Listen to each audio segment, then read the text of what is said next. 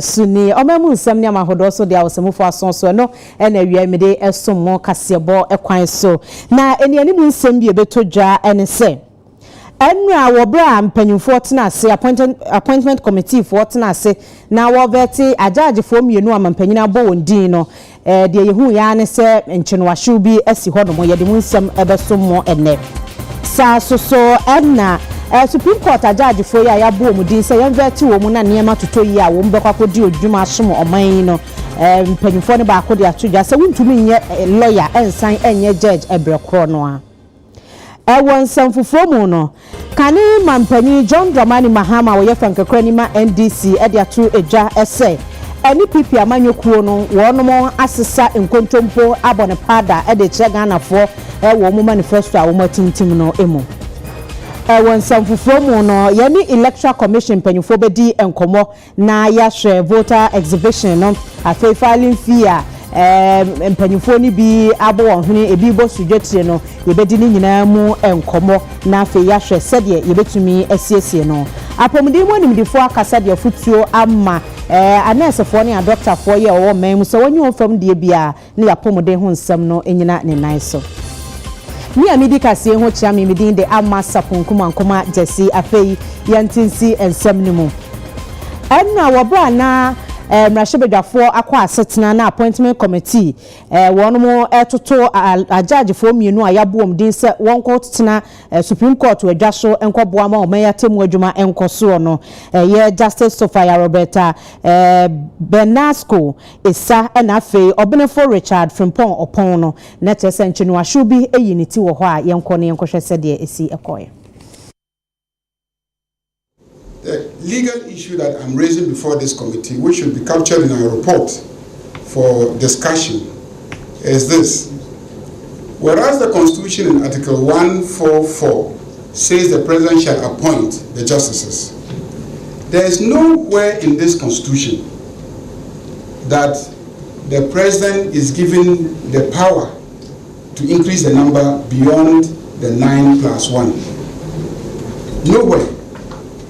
And I challenge anybody in this room to show me any provision in this Constitution that says that even though Article 1281 says 9 plus Chief Justice at the minimum and you don't have an upper ceiling, that the person to decide that upper ceiling is the President. Who says the person to decide that upper ceiling is the President? Who? To show me which provision.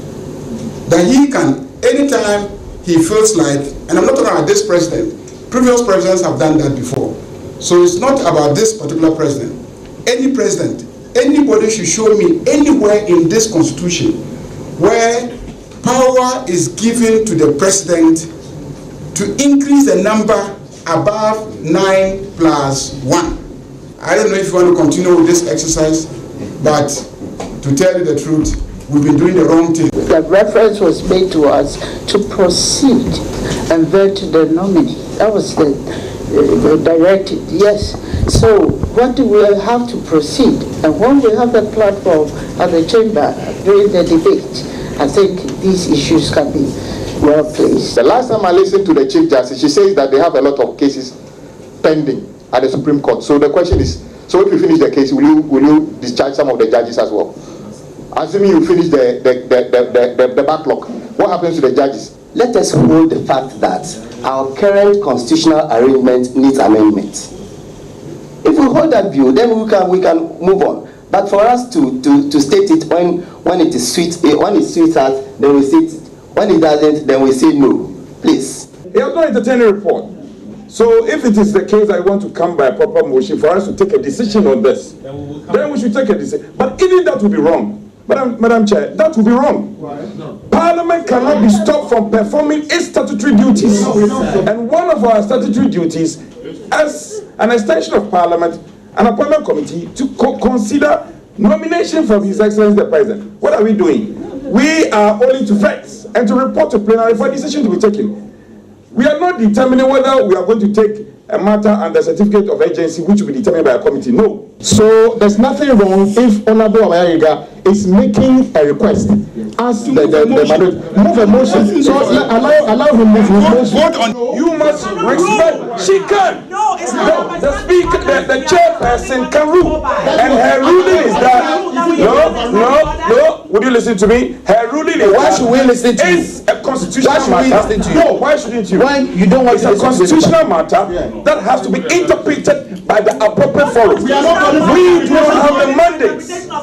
We do not have the mandate. No. She has ruled that we proceed, and then we prepare a report, and the dissenting views will be captured in the report. No, that's what it is. Why don't you listen to me? Madam Chair. No. Let me say it. Please. You say, please, let me listen to me. Madam Chair. Madam Chair, you are the one in the chair. You have obligation. You have obligation to use the standing order to do the right thing. I am telling you, if you fail to do the right thing, it will degenerate. So protect the standing order of the Constitution. Do the right thing. National Council for Curriculum mpanyufo a womo ene say site na se hwe ekwan a yaguma sua enhyehyɛ ye se de besi akoso na teacher ni kwotena classroom se wokokyerɛ de a wono so atumi aye ne lesson note na wakyerɛ akyerɛpa ama omanfo no ho adwewom no wɔkyerɛ se wo masakra mu na beboa ama Ghana yamane ne yamane ebu akane na wo ho na sukufo de ma mpanyufo sa ne mani nyina wo masan atwe de abamu a wei foforo ya wo maye de curriculum no ebebo adwuma e de aboa oman Ghana. Professor Jonathan Fletcher and de asemi etuja. The entire curriculum is built on values because I think students go to school to learn, but then the idea is that when they're out of school, they'll be able to use what they've learned in school, in adult life, and also in the world of work. And so the entire curriculum is based on these values. We believe strongly that because the curriculum has been built on values, the expectation is that the values that we are not exhibiting, or students are not, or youth are not exhibiting, now will be through the curriculum be exhibited. Because if you have a curriculum which is paying attention or promoting values such as truth, integrity, diversity, equity, and so on, the teaching itself will be built in that way, because the pedagogy, the way the teacher is going to use the methods to teach, and also the assessment will also capture this. So we believe strongly that since all of us have come together, teachers, learners, stakeholders have come together to develop this curriculum, we'll make sure that the students are given the right environment and are exposed to trained teachers. For a long time now, we have focused on the digitalization drive. And we are interested in teaching them computer skills and all that. But we noticed that when they go out, they lack some of the values we learned while we were in school. Respect, tolerance, and discipline, integrity. And they see those things as not necessary. They are so excited about the phones and the, surfing the internet and all that. We feel so sad that they are not learning the values, because then with all the skills, if you are able to secure a job and you lack values of integrity, discipline, and the rest, you may lose your job. Corruption cuts across the social fiber, and what we see at the national level is a reflection of we ourselves as citizenry. I always used to tell people that, look, most people shout about corruption, sometimes not because they don't even like it, but maybe because they are not benefiting at that point in time. But until we untap the hidden wealth, integrity, how do we put integrity on the forerunner? How do we put trust on the forerunner? But most importantly, how do we honor the invisible people? Because most often we don't have any award systems to honor integrity. We don't even have any award systems to honor someone who has been honorable. How does society see them even when they retire? You put in a mass wealth. And because in our local parlance, they tell you, what does it really mean? What does it mean? So really sometimes even our culture itself is for the corruption. Then I'll be basic things like this. Yeah, we see for yetwa enkomotwetwe no eso na oman abatoɔ ɛho nsɛm sɛ de yɛnyina nim sɛ December ne bosome da toso enso Ghana ye koto aba na ya kyerɛ sɛ aban yi okuro ɔte adwaso yi ye de tumi no koso ahye ne nsa anase ye yi wɔn afiri hɔ ne ye de foforo aba no mpanyufo a wɔn muso di mu akotene bi wuyi aposifo abo ban wuyi party for any timamufo yeso yasade a ye eto nkyɛn a na kyerɛ sɛ electoral commission wo mo edi mu ntintimai pasan so na be kyerɛ sɛ aba no asemesi a na obenten na enyaye na eduru sabre ya ye nyina anim sɛ ɔmode nhyehyɛ ya hodo gu akwan so sɛ de ebeye na obi anya akwanya ato aba ne bie na wo mo de voter exhibition exercise ehyehyɛ so ye ni yewura Dr. Srebo Kweku eba bedi nkomo ne bisa se akpa wieye obi antumi anya akwanya na wantu anamoyi bia de ekwan na obefa so na watumi ahwe na ono nso ahunu se ni din bibia ntechima wo ho ye bre no so obetumi akwakoto abanti me na kwa abane ahye nkomo na semira mo akwa abawie ye nua oda ma apom te sen na da wo ho ye na Election Commission for nyina ho ye nyame adum bia ho ye amgiri te YouTube so mutum ho ye nyame adum pa cho yeso ho ye pa yeah with ye share a voter exhibition exercise ya mode ehyehyɛ so no obi aka sɛ de na mo hwɛ ni mu sɛ ebesi akono etumi ekosa me da se me che wo che fo ina afi ne ye ba be ye exhibition no okay nyambo a branda aye 20th ne be sha say 8th na awie 27th okay na the thing is e dey nkwa na exhibition the chance ye jingofo din wo 2020 Yesa GB 2023 and GB 2024 say more paper ka ho edin na ba abekire nkofo say edin na bagije neni ko na ko hwe wudi okay ba bia bo hwe wudi no ho na oboto aba okay na ukoso na se bia utwe wudi u card na wudi no ma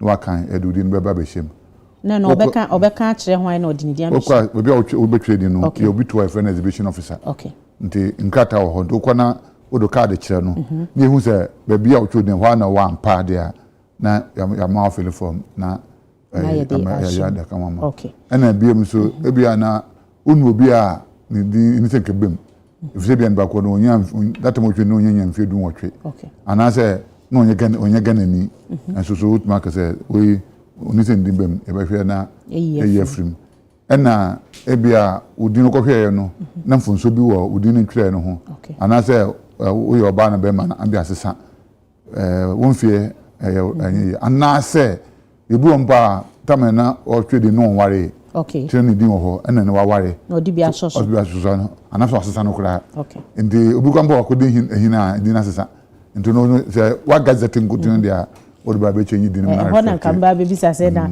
waware ne ebi a wodi ne kunu din abeso no so na on gazette ya no evidence ne gazette na be chese okay yen hwesa mfamo okay na mekaza no ye no 20th to 27th de bia na sha na pa no nson na ewie enmire no wotwe 8 p.m. sorry no enmire no nson anapa sorry anapa no nson ko enmire no nsia oh okay 76 yes okay yo enti eno no na chese ye hwe ne se mu bie mu constituencies police station bia there were almost 41,000 police stations ebia oh okay okay na mira Kweku yenhwe ne se nipa na enya akonya na enansun wantumi antu sa na mo ya ebia electoral commission motintim app bibi wo ho ebia obetumi abo ahwe se ebia ni din ni bibia eye okay ebia obi wa na adwumanti na akonya ni ya wo USSD code a edaba okay star 711 star 51 star 711 star 51 hash 51 hash and oba we be say for wadi number be and 10 delegates okay and obo manu obeche me say wodi wo na emom say ohunu na say mfunso wo bibi hu dia kisa wo call police station ho no okay na ho na betum activity na ma ya amon yo yeah that's papa na yenhwe filing fee aspirant ahodo no moji wono mo yenyanti yese ebi mo ebo mo hwene ese sika no ano ohye presidential no wo mo a content kro no say pote na EC eje wono me da say me chase say sisi an ye the forms na go your website okay ndi wa person obugina bia no beje code ye ho oh okay usaka code na wakwa download no fill form no. Okay. Now fill you share 9th of September, copy 13th of September. And na wo de form se bebre. Okay. Na hwem se bibia ya kama. Bibia will come na jitum wi a ansa na be candidate. They say you need presidential candidate, you need parliamentary candidate. Including Omo Ebon to there's no candidate. Say candidate say ya jo ngati atum. Okay. It say we about say me worry. They say after marriage ceremony no. Okay. And so say you worry for. Me worry need different from my worry. Okay. Yen hwe political parties in Ketwa no fee no. Okay. Fee no. Omu nyine tria said akese ni tria. 2020 presidential you 100,000. Okay. 2024 is the same amount. Oh, okay. And for be account. And some why ade. Parliamentary candidate 2016 na year 10,000. 2020 10,000. 2024 10,000 na and be from. And yes am be say for this 2024 a man no problem jani there ya to 25%. Adintia. So number because the vulnerable groups na a man people with disability na. Okay. Because the member no etaya adwuma.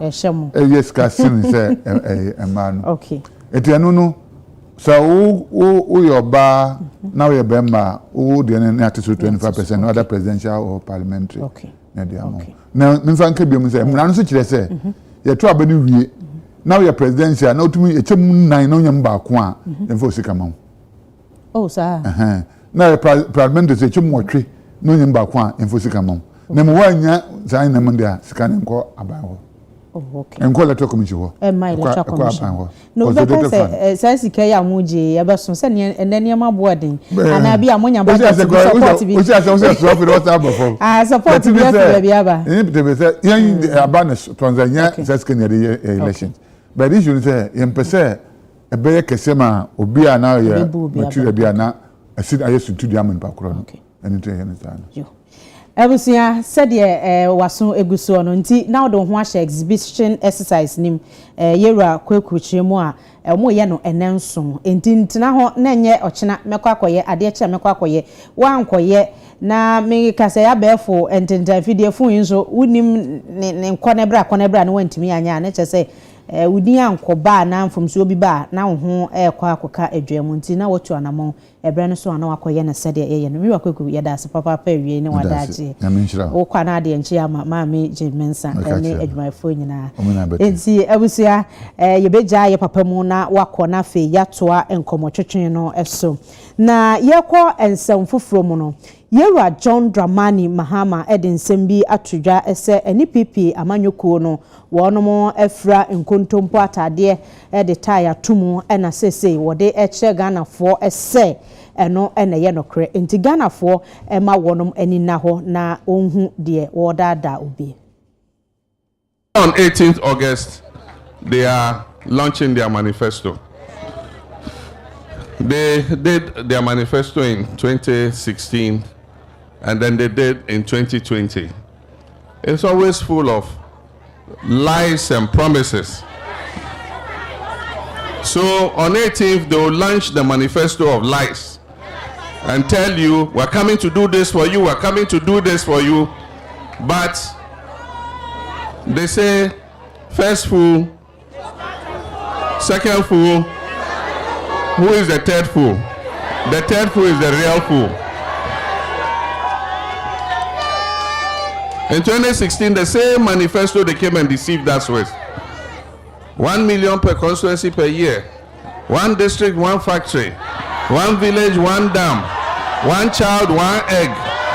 1 child, 1 chocolate. Okata alakpai. Alakpatowo.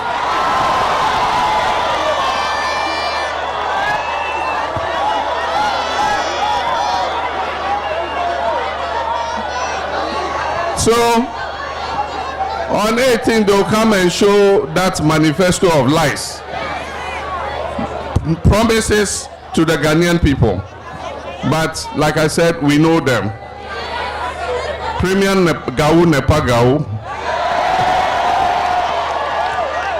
Second Gau Nepa Gau. Third Gau Proper Gau.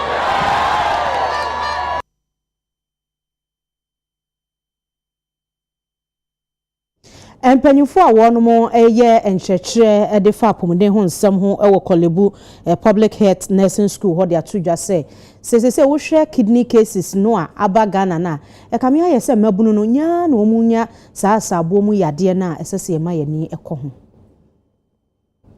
Achechefo ewo epoye mantemono na yede abasobode adwumedie ma won afiwese na wosoafo abedi akira wono ehwe enwomasua so Reverend John Intimfojo de nsemi etudwa kire mu ese achechefo modemo asoni efiti ebra ye twere wasi sohwe Ghana hase no eba core subject te sebro focasa social studies mathematics ni integrated science no a nenka yenko embro hamu nchemu aduonum 50% pass da nenso afiu enfiem pimbienu ene aduonum yensa no ensakraye esiye we etrese abai ebo ne ho modern papa. For the track record, every year we have had a Ghanaian teacher who rises all the way to top prizes in the top 10 or top 3 in global teacher prizes. So that is a confident indication that the Ghanaian teacher is one of the best we have in the world. And today we are gathered here to celebrate some of the best teachers we have in the world. We are proud of the contribution of our teachers. Every nation cannot do without teachers. You have become heroes and continue to be in various communities and in various places. It is not the days of old. Even now at present, the role of a teacher is so significant and will continue to recognize so. Recently, when Ghana was touted as a country that won the best award at WAEC, and at the international or the sub-regional level in West Africa, the top 2 prizes, the first and the second prizes of the best performing WASI student in the whole of West Africa, the first 2 came from Ghana. It is to the hard work of the Ghanaian teacher. Penyina wa hwe nwomesua so ewo epoye mantemu Madam Ivy Asantu Awusu enso ede nsem atudwa. We believe that the child today is the groundbreaker tomorrow. And the mold in which they are incubated and formed is the heart of the great outstanding education worker. In those interests we have all gathered here today. The teacher is like a candle. It consumes itself to light the way for others.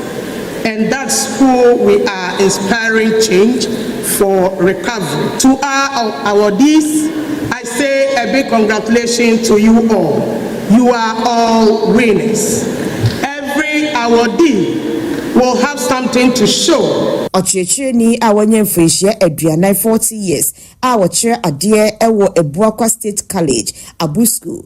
Ono ene ebo na baso se nomodemo eso eni papa sei eno no so edinisem etudwa. For the past 14 years of teaching, I'm grateful to God Almighty for giving me this honor. I have done a lot as in my area of teaching and then even out of class. I am very particular about my students' development, and so that is what has earned me this prestigious award. Onimonyamfo George Meku Duka swafo abedi echa wo hwensa aseni oba ade bobre ho nsam so ode atudwa se Ghana fo emwa na womuma kanema mpanyi John Dramani Mahama ye Frank Kranima NDC enko ahomeji 21 difference ne bebre na chere the more nature no the more mpuntu no orba ekwendama ye fe school adana yesisi fe toilet yesisi fe hospitals yesisi the stadium yesisi this is the mpuntu djuma kwana yesudi oye clear there oye there so Meku kado oye clear there yes and yechira se mpuntu ti to abada na esa wechi na kafa badi why vice president why president nimdi owum bia no madama hene wi nimdi de abrupa owo mfi awotwa oye there ozoso he no onumpo mo oye yehuni ne mfi owo mfi ananpe ahon san bebio onu de enyim oba beye nti besre nimdi bia owo de no oye deputy minister de no oye minister de no oye vice president de no oye president nyina dam ekwani mfi petepepe ya be nyina mdizi de nyame aboa no ma mobotum aye bia wa ye wi Lewa Mahmoud Bawumia onye president da amana na ye boso na hwa wo me nso no so hwe na wase agor obayedewa efinasia se Iboso boso Afrianopa. Okay, although vice president, so far he is the most successful vice president ever of this country. That's why a successful vice president. No until the president of the republic. This is the most successful president. Ibenya or Manimu. Into woman son or a young man, a very intelligent young man. This is the other phenomenon. Idea Benizin. The mini pay any area with the gun in him. And the other gun, yes, and Sanyechi. A password, no, ye in Marco Baco. It himself a brave or what? Or back Maswa, Benya, and Kening Naba. Na Yako Yenimono, you did say, Ning now so or Bebaso. Now, what my fan Kabum and Tina Bonsa or my Bonsa or your Maya. Pepesasa Seno, what the move me until beginner fidieso. Na Mama Bonsa mine what you say. Say what Kabumwa Bebre na able to my now what my fa and the man pending for or minor sign where you won't say one some of mine. I'm ladies and gentlemen. We are our vetting committee and penny fortuna sister water a judge form and penny boarding say one call and cosum ewo Supreme Court no Justice Bako ya obetina edwemu Justice Sophia Isa na penny fortuna na no bisa ne say obi betumi aye mranim ni aye judge ebrekoro na wochemu say Ghana mamra no ema ho kwansa. Which I did say no, and my understanding of the provision is that as of the time you are going to be appointed to that position, you should not have been less than 15 years standing as a lawyer. Honorable Chief, I would say that you cannot be in this country a lawyer and at the same time a judge, because the work of a lawyer is different from a judge. I cannot go and be an advocate or have clients or represent anyone in courts. That is the work of a lawyer. And so once I became a judge, I could no longer be a lawyer, even though I have legal professional knowledge.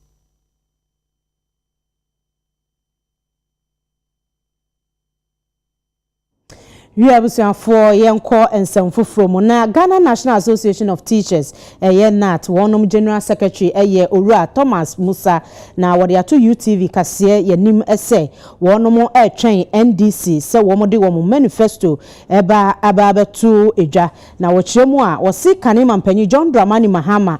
And Senkanya would be here or be ye teacher for licensure exams or cast will be ye dear free one or shall say, one manifesto in Babon Tiampany Empire, a woman and answer or canon and offer fan keke.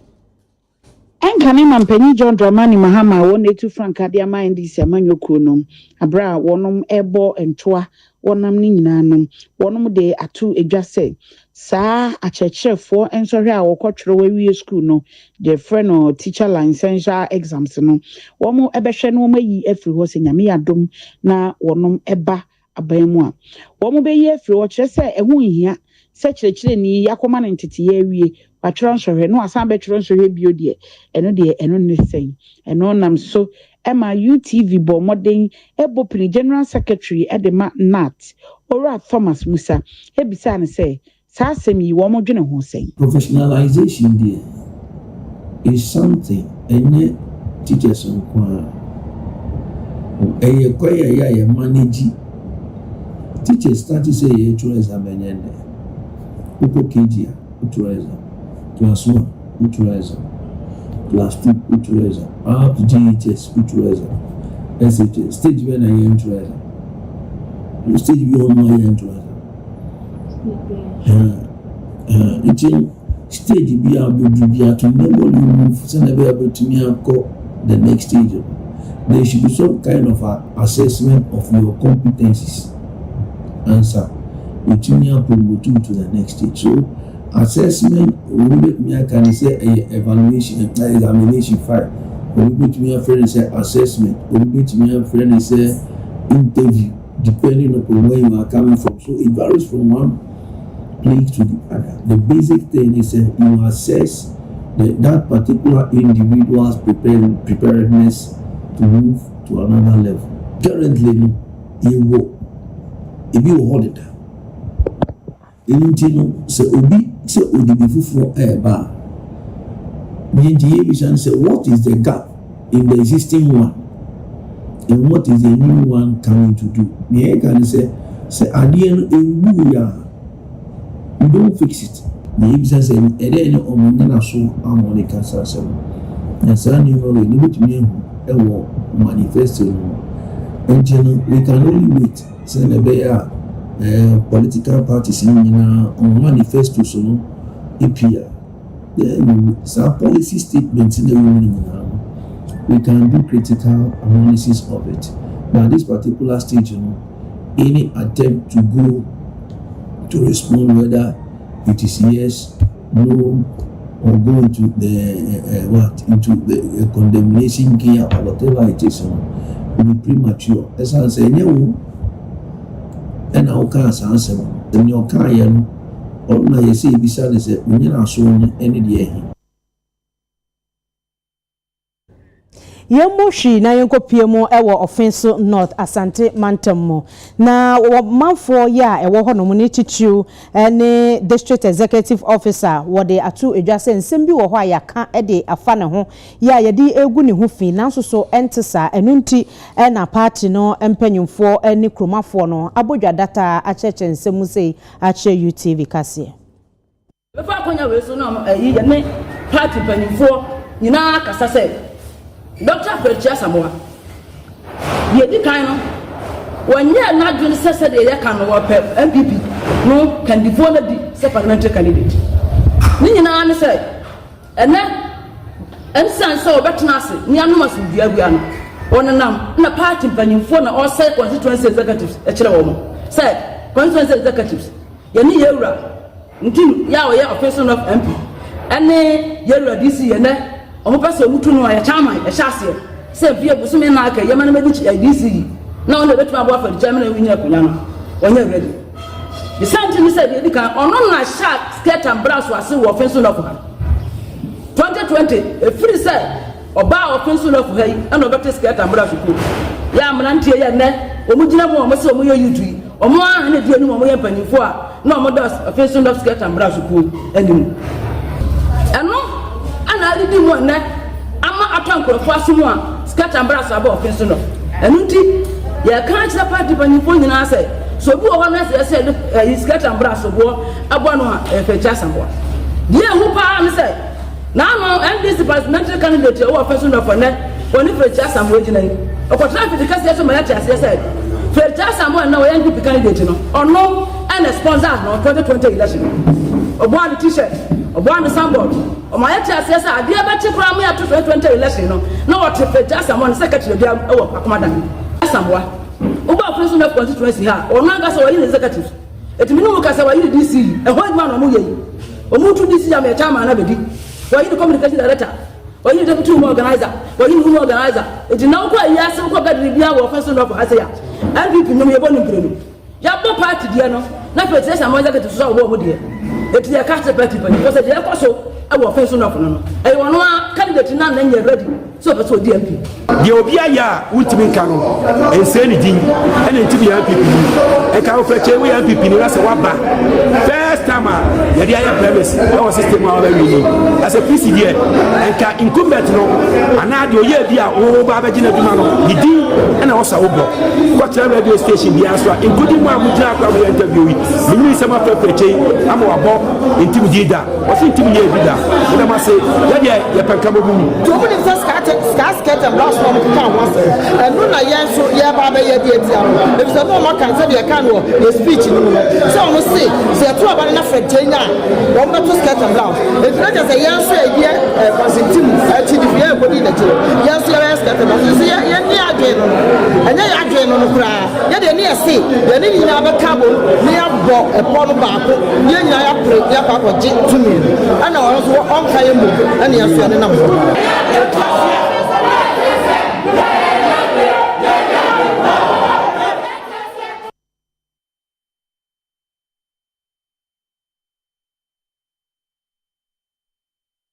Yeah, we say for ye ba abedi enkomo yensa aka yenuaba Kathleen Ade ya o ye chairperson ma NCC ye ne no e ba abedi enkomo na ya hwe won mo na monto ya na Ghana for aka NCC for ye nti omo nka omo te office omo nkasa omo modero omo asade ne so ombe cheche timamufu omo hu omo asade de se so omo ye enso so omo akoma no atum ebi so omo ni aka de enne NCC okote ba bia otebia waba abepie ha chairperson nankasa minyaba mwakwaba enewie na pomute say ho aye fedodo nyame adom pesa me yetse yeah yenhwe NCC Ghana force ye ntemonka yedru aba to afimu asa ahokeka no ebi susu se wo fom mo mpusumu ho education no enhye da mayie district levels no ye ntemonka ede na mo ye as chairperson. Pacho me da sepa for this opportunity. I have normally me ba night program no. It's perform night news in the omo nim say ye ejuma because me ni omo interact more. Inte first me pese madam I say for this opportunity to be on this particular program today. And I say you start at the beginning of the year and you start ejuma towards the election. And nyama be up to this point. If we can go through some of it. Public events, public dialogues on different themes, particularly emphasis say theme violence, any violent extremism who send a threatening elections near there. After launching inter-party dialogue committees or district. And NCC grassroots work, district level work. In this way, who say my Bejina TV, so it doesn't mean say it's underground. And there was staff with every district. Omuye Juma.